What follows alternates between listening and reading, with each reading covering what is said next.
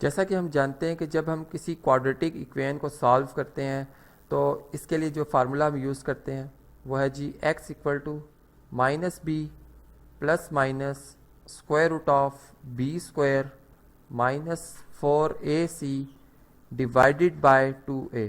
और इस फार्मूला को, जिसको कि हम क्वाड्रेटिक फार्मूला कहते हैं, इस फार्मूला की मदद से जब हम आंसर या रूट्स फाइंड करते हैं, यानी वो वैल्यूज़ जो कि इक्वेशन को सेटिस्फाई करती हैं, हम फाइंड करते हैं तो हम देखते हैं कि उनकी या वो जो रूट्स आए हैं वो किस सेट से बिलोंग करें। यानी उसमें ऐसा होता है कि बाज़ औक़ात वो रूट्स जो हैं एक्स जो है वो बिलोंग कर रहे होते हैं रियल नंबर से, और बाज़ औक़ात ऐसा होता है कि वो हमारे पास जो रूट्स होते हैं वो बिलोंग कर रहे होते हैं जी कॉम्प्लेक्स नंबर से, या फिर उसमें डिफरेंट टाइप की उनकी जो खासियत होती है, नेचर होती है, क्यों होती है, इस पर हम बात करते हैं।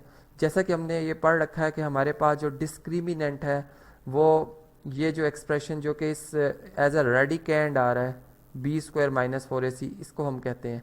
और यही जो है फ़र्क करता है एक इक्वेशन के रूट के दूसरे इक्वेशन के रूट से। तो इसको चले हम अलग कर लेते हैं कि ये हमारे पास बी स्क्वायर माइनस 4ac है। अब मैं आपको डिफरेंट एग्जांपल से समझाऊंगा कि कैसे रूट जो है वो वेरी करता है। जैसे फॉर एग्जांपल मैं यहाँ पर एक क्वाड्रेटिक इक्वेशन लिखता हूँ जो कि अपनी स्टैंडर्ड फॉर्म में है। यानी यहाँ से भी याद रहे कि आपने जो भी इक्वेशन होगी उसको स्टैंडर्ड फॉर्म में लिखना होगा और फिर उसका जो है वो डिस्क्रिमिनेंट फाइंड करना होगा। यहाँ पर अगर आप देखें तो a जो हमारे पास है वो 2 है, b जो है हमारे पास -7 है, और c जो है इसकी वैल्यू क्या जी 1। अब जो डिस्क्रिमिनेंट है, जो कि फार्मूला ऊपर मैंने आपको बताया बी स्क्वायर माइनस 4ac, अगर इसमें इनकी वैल्यूज़ लिखें तो d की वैल्यू आती है जी 41।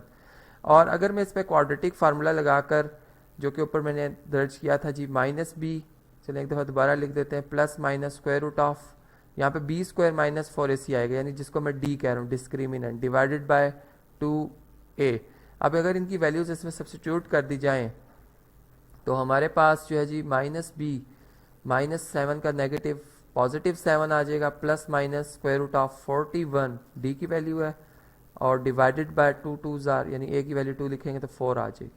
अब देखें यहाँ पर हमने ये देखा कि डी डिस्क्रिमिनेंट जो था हमारा वो पॉजिटिव था, 0 से बड़ी वैल्यू है, और साथ ही एक नॉन, या मैं यूँ कह सकता हूँ कि नॉन परफेक्ट स्क्वायर है।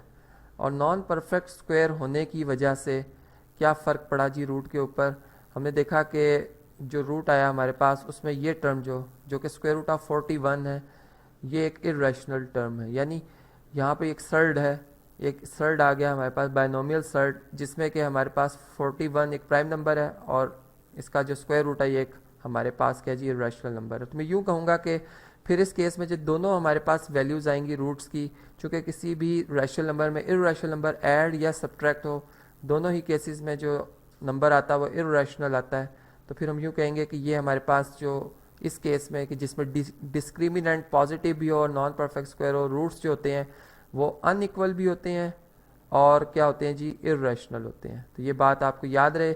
इसी तरह चलें, मैं यहाँ पर एक और एग्जाम्पल के तौर पर एक और इक्वेशन लिखता हूँ जी, क्वाड्रेटिक इक्वेशन है जो कि है जी 2x square minus 2x plus 1 equal to 0। और इसमें भी अगर हम a की वैल्यू देखें जी 2 है, b की वैल्यू क्या है जी -2 है, और c की वैल्यू हमारे पास आ रही है जी 1। फार्मूला यूज़ करते हैं। अब मैं डायरेक्ट फार्मूला की वैल्यू इसमें लिखूंगा। ये पहले चलें डी की वैल्यू भी देख लेते हैं जी, हमारे पास डी की वैल्यू क्या आ रही है, बी स्क्वायर माइनस 4ac -4 आ रही है। ये याद रहे कि इस केस में डी हमारा नेगेटिव है, 0 से इसकी कम वैल्यू है। अब हम देखते हैं कि रूट्स पे इसका क्या फ़र्क पड़ा। यानी यहाँ पर b का नेगेटिव जो कि -2 है, -2 का नेगेटिव करेंगे +2 आ जाएगा, plus minus square root of -4 आ जाएगा जो कि d की वैल्यू है, डिवाइडेड बाय 2a 2 है, इसमें ये 4 आ जाएगी इसकी वैल्यू। अब देखें कि स्क्वायर रूट में अगर जब भी कोई नेगेटिव नंबर आता है तो हम कहते हैं कि यहाँ पर अगर नेगेटिव ख़त्म करना है आयोटा आ जाएगा। यानी यहाँ पर चूँकि आयोटा स्क्वायर जो -1 के इक्वल है, तो फिर यहाँ पर आयोटा और स्क्वायर रूट ऑफ जो 4 है वो 2 आ जाएगा ओवर 4। यानी इसमें जो हमारा जवाब आ रहा है वो हम देख रहे हैं कि ये रियल नंबर से बिलोंग नहीं कर रहा, जबकि इसमें क्या था जी, हमारा जवाब रियल नंबर से बिलोंग कर रहा था। तो इसमें हम यूँ कहेंगे कि जब डिस्क्रिमिनेंट नेगेटिव हुआ तो ये कॉम्प्लेक्स नंबर से बिलोंग कर रहा था, रूट जो है वो कॉम्प्लेक्स नंबर से बिलोंग कर रहे थे। और अगर इनको फर्दर इनकी नेचर को समझा जाए तो ये एक दूसरे के कॉन्जुगेट है। यानी आप देखें कि दोनों में जो इमेजिनरी पार्ट है, एक में प्लस हो रहा है और एक में माइनस, तो इसका मतलब ये दोनों एक दूसरे के क्या हैं जी, कॉन्जुगेट्स हैं। चलें जी, इसको भी यहाँ पर लिख लेते हैं। ये हमें याद रहे कि अब जब भी डी नेगेटिव होगा, हम विदाउट फार्मूला, यानी यहाँ बस डी की वैल्यू से हम ये अंदाज़ा कर लेंगे भी यहाँ पर जो रूट्स हैं वो कॉम्प्लेक्स कॉन्जुगेट हैं या रियल हैं। फिर रियल में कौन सी टाइप है उसको ये हम देखते हैं जी। एक और हमारे पास एग्जांपल आ रही है, जैसे थर्ड में इस इक्वेशन से आपको समझा सकता हूँ। X square minus 2x plus 1 equal to 0। अब आप देखेंगे इसमें हमारे पास जो a है वो 1 है, b जो है वो -2 है, और c जो है इसकी वैल्यू क्या आ रही है जी, 1 आ रही है। और d अगर हम इसमें कैलकुलेट करते हैं तो ये हमारे पास 0 आ जाता है। चलें अब इस केस को भी समझते हैं कि रूट्स क्या आएंगे जी। फार्मूला आप जानते हैं, -b जो कि यहाँ पर +2 हो जाएगी इसकी value, plus minus square root of d जो कि 0 है, डिवाइडेड बाय 2a। a 1 है जी, 2 1 2 आ जाएगा। यानी यहाँ पर चूंकि 0 का स्क्वायर रूट 0 होता है और 0 किसी नंबर में ऐड या सब्ट्रैक्ट हो, वही नंबर दोबारा आ जाता है। तो यहाँ पर हमने ये देखा कि हमारा जो जवाब है वो एक रैशनल नंबर आ रहा है। यानी इस बात को मैं और क्लियर करूँगा कि हमारे पास जो डिस्क्रिमिनेंट है जब 0 हुआ तो हमारा जो जवाब है वो एक रैशनल नंबर आ रहा है जो कि रियल है। यानी चूंकि रियल हमें यहाँ से अंदाज़ा हो गया कि स्क्वायर रूट चूंकि डिफाइंड होता है पॉजिटिव या 0 नंबर के लिए, तो अगर नेगेटिव होता तो ये फिर कॉम्प्लेक्स में आ जाता। और यहाँ पे बात कंफर्म है कि अगर आप a की, b की और c की वैल्यू रैशनल नंबर से सिलेक्ट करेंगे तो 100% श्योर है कि आपका जो रूट्स होंगे वो क्या होंगे जी, वो रैशनल ही होंगे। और दूसरी बात हमने जो इसमें ऑब्जर्व की कि हमारे पास जवाब एक ही आया, यानी दोनों रूट्स की वैल्यू एक ही आई है। तो हम यूँ कहेंगे कि भाई इस केस में जो रूट्स होंगे वो क्या होंगे जी, यूनिक होंगे। और इसी तरह से अब एक और केस भी देख लेते हैं, फोर्थ केस, जिसमें चले हमारे पास इस तरह से अगर इक्वेशन होती जी, x square minus 6x plus 5 equal to 0। अब देखें इसमें a हमारे पास क्या है, a की वैल्यू है 1, b की वैल्यू है जी -6 और b की वैल्यू है जी -6 और c की वैल्यू हमारे पास 5।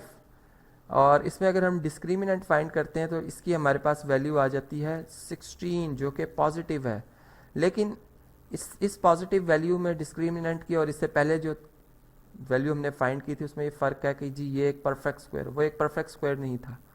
तो यहाँ पे हम यूँ कहेंगे कि जब d क्या हो जाएगा जी, एक परफेक्ट स्क्वायर होगा, तो क्या इस पे फ़र्क पड़ेगा, इसके रूट पे क्या फ़र्क पड़ेगा, अब इसको समझते हैं जी।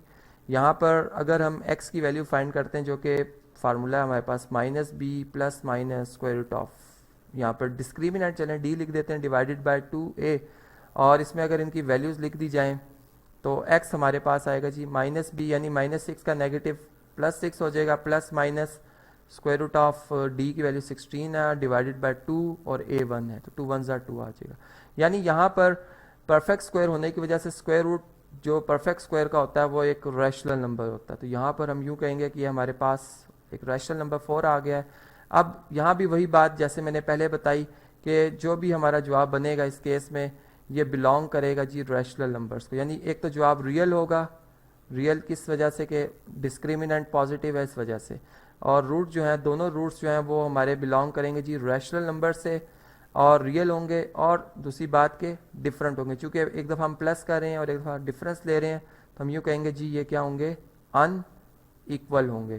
तो इस तरह से आपने समझा कि हमने डिस्क्रिमिनेंट की मदद से यहाँ पे तो मैंने सॉल्व किया, आप अब क्या करेंगे जी, डिस्क्रिमिनेंट ही सिंपल फाइंड किया करेंगे और उसकी वैल्यू से अंदाज़ा लगा लेंगे कि रूट्स आया के रियल हैं या कॉम्प्लेक्स हैं या फिर उनकी और कौन सी कैटेगरी हो सकती है।